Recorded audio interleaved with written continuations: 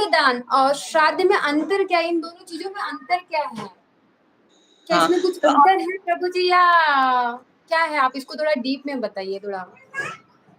बिल्कुल बहुत अंतर है, बहुत बड़ा अंतर है इसके अंदर कि पिंडदान जो होता है ना, आपको पता होगा कि आत्मा जब इस शरीर को छोड़ती है तो वो एक एक दिन पिंडदान होता है। चावल और तिल का आपने देखा होगा, गोला बनाते हैं, पिंडा बनाते हैं और उसको राइट। दान करते हैं।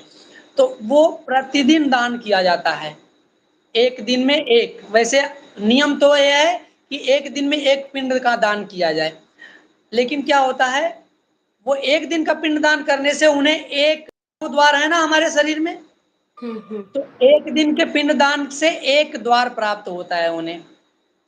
इसी प्रकार 9 दिन पिंडदान होता है, तो 9 दिन पिंडदान करने से उस आत्मा को एक 9 द्वार वाला शरीर प्रदान हो जाता है, शरीर प्राप्त हो जाता है। और 10वें दिन क्या होता है, शुद्धक होता है ना, उस शरीर को शुद्ध किया है।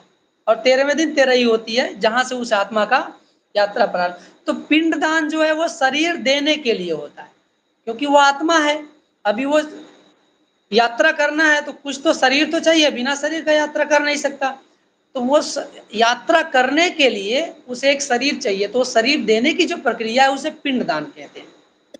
अब रही बात श्राद्ध की, तो श्राद्ध मैंने पहले ही बताया आपको, श्राद्ध भोजन पहुंचाने की प्रक्रिया, पिंडदान शरीर देने की प्रक्रिया है, और श्राद्ध है भोजन पहुंचाने की प्रक्रिया। और एक चीज यहाँ पे है, यदि किसी ने पिंडदान नहीं किया तो उसके जो पूर्वज हैं वो यहीं रह जाएंगे, कहीं नहीं जाएंगे,